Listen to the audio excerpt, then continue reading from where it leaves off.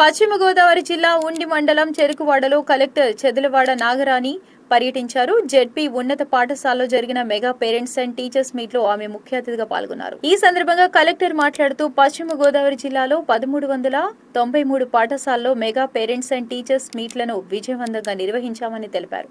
జిల్లా వ్యాప్తంగా పండుగ వాతావరణంలో ఈ కార్యక్రమాలు నిర్వహించామని, తల్లికి వందనం పథకం ద్వారా జిల్లాకు 290 కోట్ల నిధులు విడుదల చేశామని చెప్పారు. అశోక్ చక్రవర్తి గారు, డి నారాయణ గారు, ఏపీసీ శ్యామసుందర్ గారు, ఎంఆర్ఓ ప్రసాద్ రాజు గారు, ఎంపీడీఓ గారు, ఇక్కడికి high school teaching and non teaching సిబ్బంది, ఎస్ఎంసీ చైర్మన్ శ్యామల్ గారు, అలాగే ఇక్కడికి వచ్చిన పత్రికా విలేకరులు, మరి ముఖ్యంగా విద్యార్థులు పేరెంట్స్ అందరికీ కూడా నమస్కారాలు. విద్యార్థులకు నా యొక్క దీవెనలు. ఈరోజు ఈ మెగా పేరెంట్ టీచర్ మీటింగ్లో ఈ తల్లిదండ్రులను అందరినీ కూడా ఈ విధంగా కలవడం నాకు అత్యంత సంతోషంగా ఉంది, ఒక సగర్వంగా కూడా ఉంది. అంటే మామూలుగా పేద ప్రజలు, పేద విద్యార్థులు చదువుకునే గవర్నమెంట్ స్కూల్స్ ఎందులోనూ ధీటు కాదని చెప్పి మేము ఏ ప్రైవేట్ స్కూల్కి కూడా వెనుకబడి లేము. అక్కడికంటే ఇచ్చే అవకాశాల కంటే ఇంకా మంచి అవకాశాలు చెప్తాము, లీప్ యాప్ పెడతాము, అన్నీ కూడా ఫుడ్ మంచి ఆహారాన్ని అందిస్తాం, మంచి విద్యను అందిస్తాము, మంచి ఉత్తీర్ణత శాతాన్ని అందిస్తాం, మంచి విద్యని విలువల్ని పిల్లలకి అందిస్తాము అని చెప్పి సగర్వంగా చాటే ఈ రోజున మీ అందరి ముందు నిలబడడం నాకు చాలా సంతోషంగా ఆనందంగా ఉంది. మన గౌరవ విద్యాశాఖ మంత్రి గారు అయిన నారా లోకేష్ గారి ఒక సంకల్పం ప్రజలు మన స్కూల్స్లో చదివే విద్యార్థులందరికీ కూడా ఉన్నత విద్య, మంచి విద్యని, నాణ్యమైన విద్య అందించాలనే ఆయన సంకల్పం. మరియు ప్రైవేట్ స్కూల్స్లో చదివి ఎన్నో అప్పుల పాలవుతున్న విద్యార్థులు వారి కుటుంబాలకి సంతోషంగా ఉండాలని చెప్పి ఈ మన స్కూల్స్, గవర్నమెంట్ స్కూల్స్ని ఎంతో పోటీతత్వంతో నడుపుతున్న వారికి నా హృదయపూర్వక ధన్యవాదాలు. అయితే ఈరోజు మనం స్కూల్స్ తెరుచుకున్నాము, 2 నెలలు అయింది స్కూల్స్ మొదలయ్యి. పిల్లలందరూ కూడా సంతోషంగా మన స్కూల్స్కి వచ్చారు.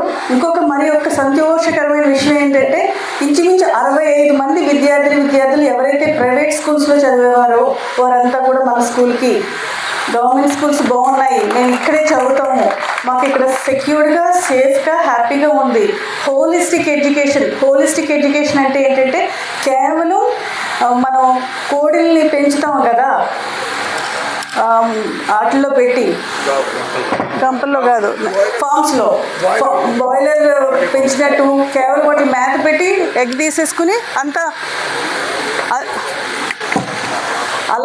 అలాంటి విద్య మాకొద్దు. అలాంటి కేవలం పిల్లలంటే కేవలం చదివే మెషిన్లే.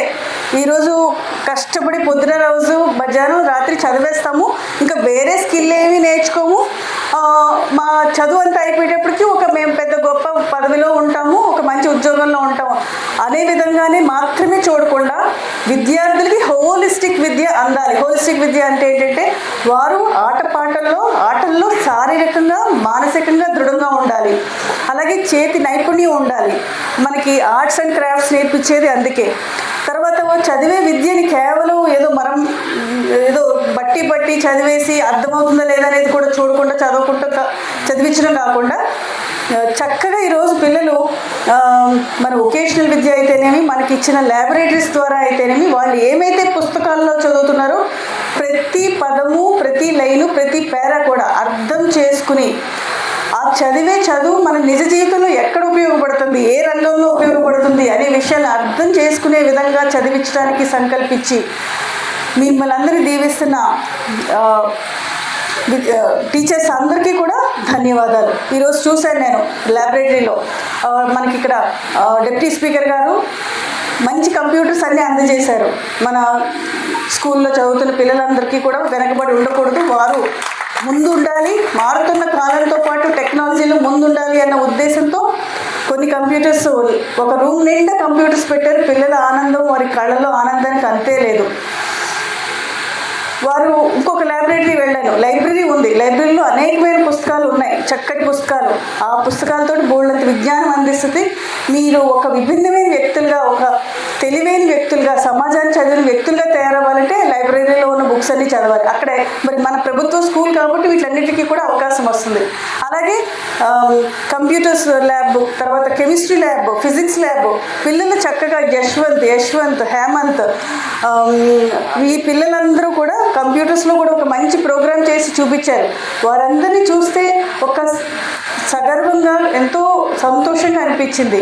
తల్లిదండ్రులు అందరూ కూడా మీరు పిల్లల్ని ప్రోత్సహించండి, వారితో కొంత సమయాన్ని గడపండి. మీరు గడపడం, తల్లిదండ్రులుగా పిల్లలతో ఒక సమయం గడపడం అనేది అత్యంత ముఖ్యమైన విషయం. మీరు ఆస్తులు లేకపోతే ఏదో ఇవ్వడం కంటే కూడా మీ సమయాన్ని వారితో మనస్ఫూర్తిగా గడపడం ద్వారా వారి మానసిక ఎదుగుదలకి మీరు ఎంతో సహకరిస్తున్నారు. విలువలు ఇవ్వడం కోసం అయితేనేమి, వారు మానసికంగా దృఢంగా ఉండడానికి మీరు ఎంతో సహకారం చేస్తారు వాళ్ళతో పాటు ఉండడానికి. అలాగే ఈరోజు మన స్కూల్లో చదువుతున్న 342 మంది విద్యార్థులకు 214 మంది తల్లులు ఉన్నారు, పేరెంట్స్. వారందరికీ కూడా 44,46,000 రూపాయలు తల్లిదండ్రుల ఖాతాల్లో తల్లికి వందనం పేరుతోటి మీ అందరి ఖాతాల్లోనూ పడింది. ఒక బిడ్డ ఉన్నా, 2 బిడ్డలున్నా, 3 ఉన్నా కూడా ఈ అమౌంట్ ఒక్కొక్కరికి 13,000 చొప్పున ఇవ్వడం జరిగింది. అది అంతా కూడా మీ ఖాతాల్లో ఈరోజు రావడం, ఇదంతా కూడా ఒక పండుగ వాతావరణంలో ఈ కార్యక్రమాన్ని జరుపుకోవడం చాలా సంతోషంగా ఉంది. అలాగే మన 10th క్లాస్ విద్యార్థులు మొదట 85% ఉత్తీర్ణం అయినప్పటికీ కూడా తర్వాత మిగతా వారందరూ కూడా ఉత్తీర్ణత సాధించి 100% పిల్లలందరూ కూడా ఉత్తీర్ణత సాధించారు. తర్వాత సర్వేపల్లి రాధాకృష్ణ విద్యార్థి కిట్స్ ద్వారా విద్యార్థులందరికీ కూడా యూనిఫామ్స్, టెక్స్ట్ బుక్స్, షూస్, వారికి కావాల్సిన అన్ని వస్తువులు కూడా ఈ పథకం ద్వారా మీ అందరికీ అందుతున్నాయి. దానికి కూడా ఈ జిల్లాలో ఉన్న ప్రతి విద్యార్థికి కూడా ఈ కిట్స్ అన్నీ కూడా ఎక్కడా కూడా మిస్ అవ్వకుండా అందజేయడం జరిగింది. అలాగే పిఎంశ్రీ పథకం ద్వారా స్పోర్ట్స్, ల్యాబొరేటరీస్ 36 స్కూల్లో అందజేయడం జరుగుతుంది.